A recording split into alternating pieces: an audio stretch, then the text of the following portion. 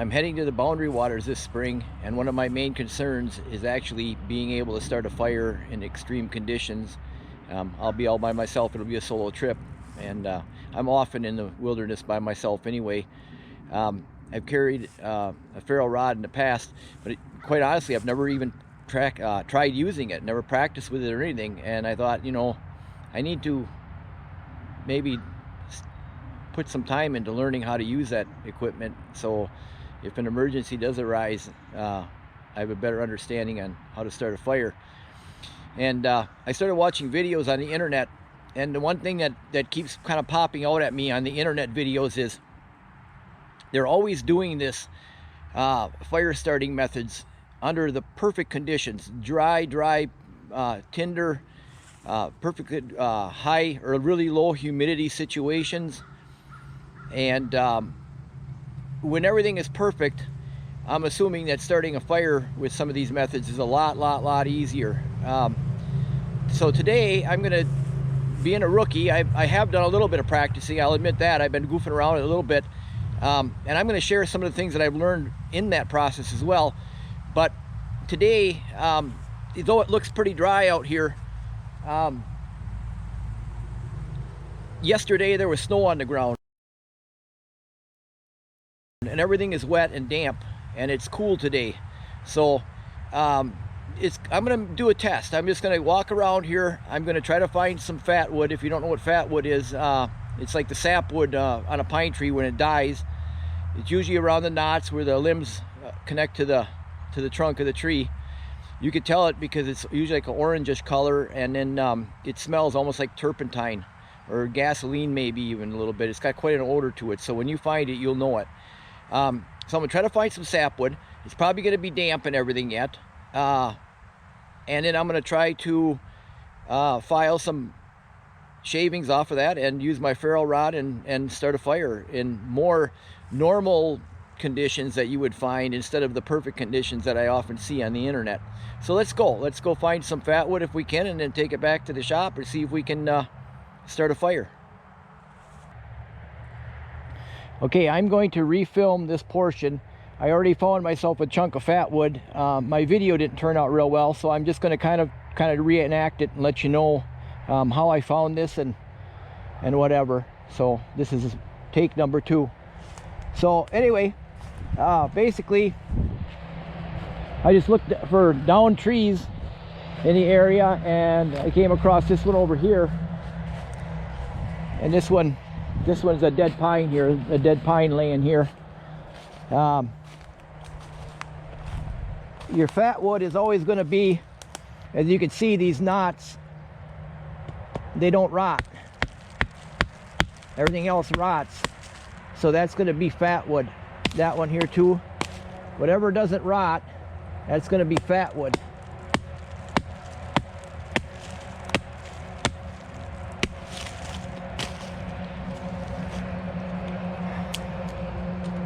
So if I carve this down, there'd be fatwood in there. Anyway, for the demonstration I did, this is actually the stump, the roots here, and that's where I got this piece. I chopped this piece out of here.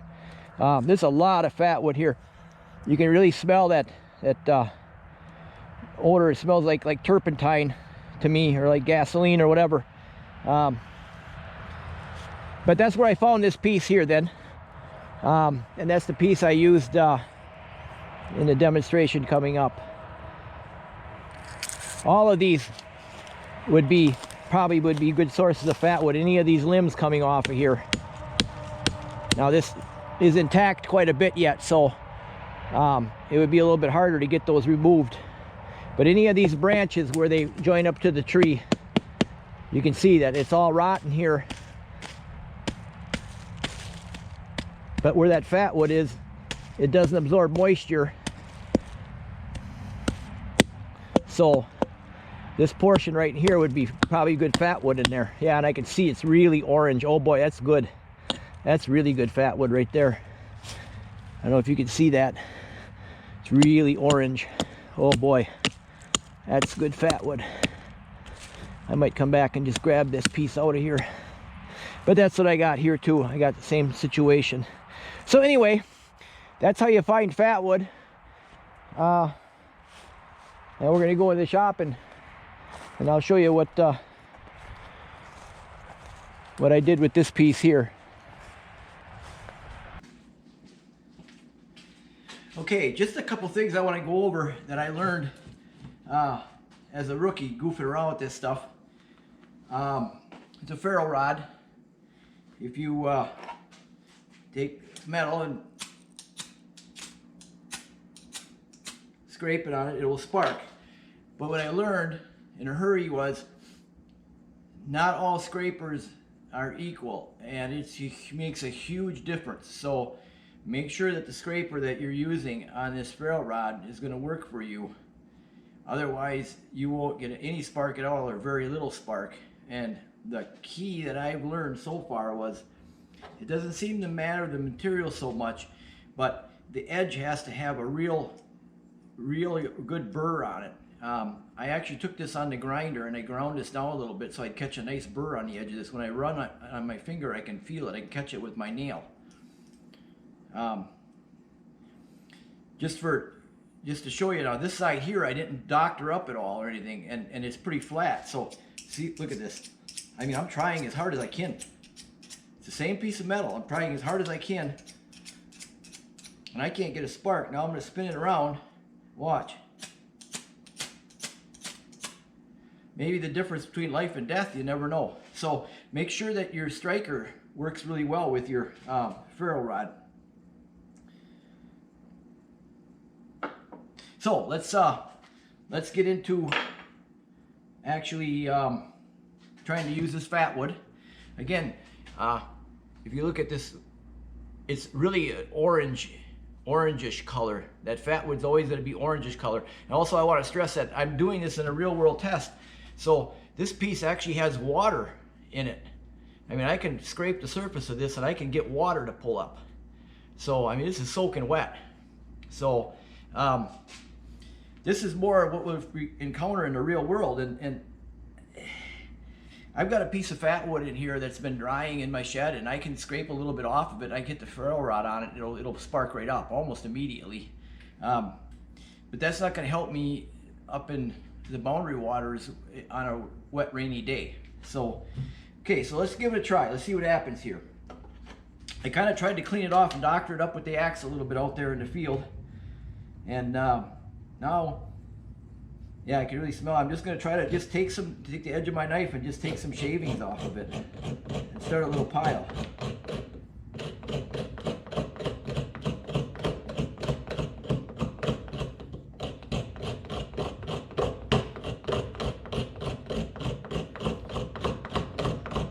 And again, today my goal isn't to start a full-blown big fire, especially here in my shop. I just want to see if I can get a fire going and throw a little tinder that I picked up on the way in.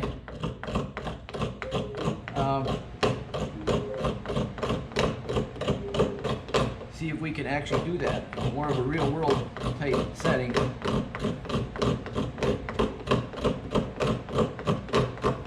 Of course, I'm kind of cheating too by having a nice flat surface and being able to work right here and everything, but I think we could find a spot in the wild on a rock or a log or something where we could do this.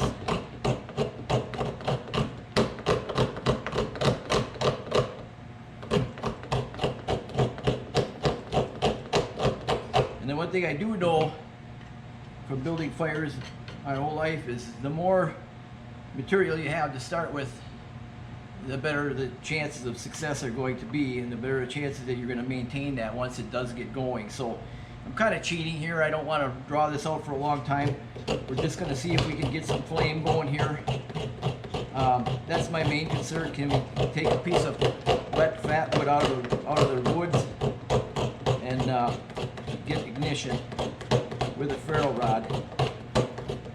So there's not much here, but there's a little bit. Let's just see what happens here. See if we can get this thing going.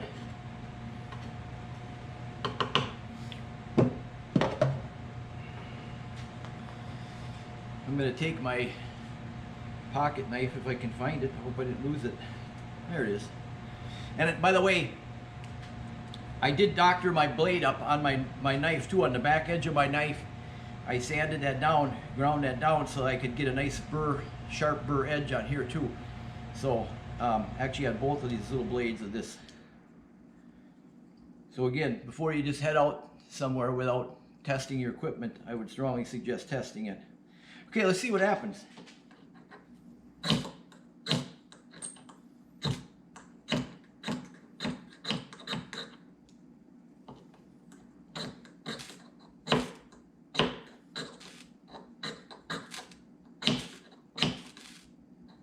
Whoa, almost.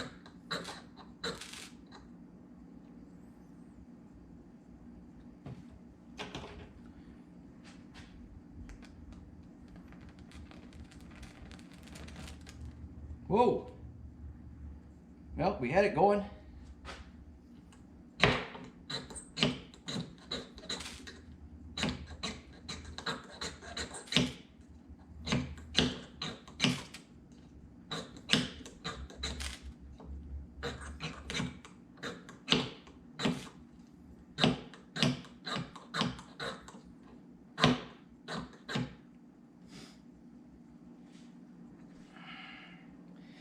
I think that I kind of burnt that up. I don't have enough filings here now to really get a good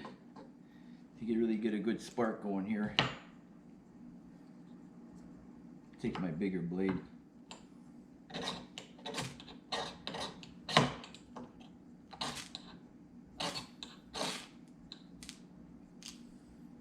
There.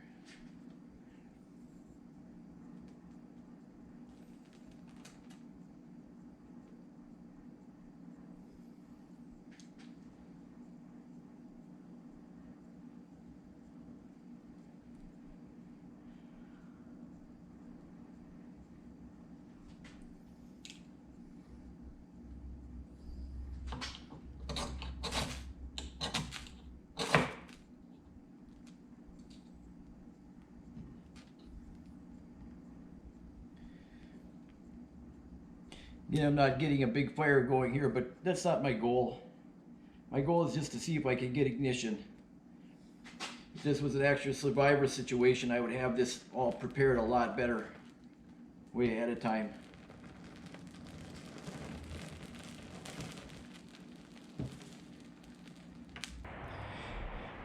I've been playing around with starting fires with my ferro rod and shavings from fatwood, and I discovered in playing around with some ideas, I'm going to call it my Ritz cracker fire starter. So if you're listening, Ritz crackers, and you want to sponsor me, that would be great. Anyway, I got the idea of trying sap, and I played with the idea a little bit, and it didn't work real well with pine sap. But then I tried something a little bit different, and I'll demonstrate. I just took a little chunk of bark off a tree, loose stuff, so I didn't hurt the tree. And here's all sap running down this tree here. And some of this is kind of liquid here more. It's so cold out, it's so stiff. But I'm just going to take some of this sap, and I'm going to spread it on this my Ritz cracker, my chunk of bark. And this is pretty incredible. I was surprised on how well this really worked. I tried to ignite this just the sap alone, and it didn't work really well. But then when I put some shavings on there from the fatwood, that made a lot of difference. So this is kind of tedious. It's very cold out today, so this isn't spreading out very well.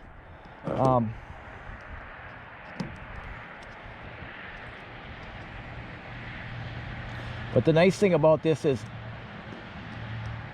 once I get this going, it'll probably burn for 2 or 3 minutes, which would give me a lot more time to work with this than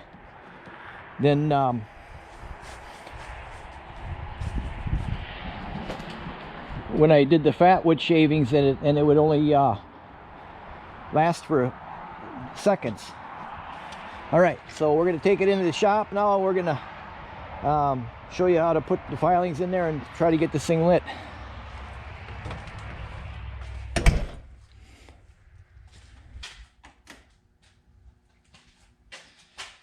Okay, now I've got my piece of pine bark and I have the sap spread out on there as good as I could. It was pretty cold and it was pretty stiff.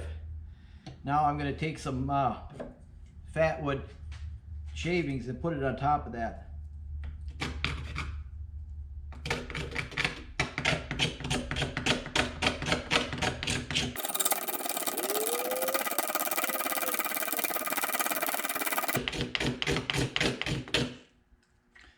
I like this for a couple of reasons. One is that this fatwood shavings kind of stick to that bark or to the sap, which kind of holds it for so it doesn't move all over the place. And another thing about this is the sap will not pick up moisture or humidity, and neither will the fatwood for the most part. So this is a method that the wetter out it is, probably the not better if it's wetter, but it won't be affected if it's wet. So let's give it a try. As you'll see, if I do get this thing ignited, the sap is going to heat up and start burning, and it's the sap itself that'll be burning, and it'll almost be like wax from a candle, and it'll give you plenty of time to get a fire going. So let's see what happens.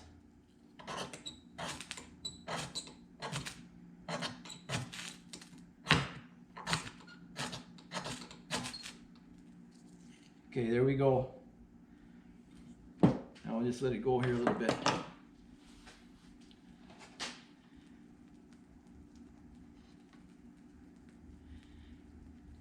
That's quite a difference. All the fatwood's burnt up already now, and the sap is actually what's burning. And that's going to burn for a long time. I'm not going to let it burn too long here in my shop, but that'll give you all kinds of time to get kindling on there and everything. This is a phenomenal way to start fire, especially in wet weather, because this will work just as well if it's actually wet. So my Ritz cracker fire starter. If you like this video, hit the like button, share it, and subscribe, please. It'll help me with my adventures in the future. So enjoy your fire starting. All right, just to give you an idea, it's already been a couple of minutes and it's still burning.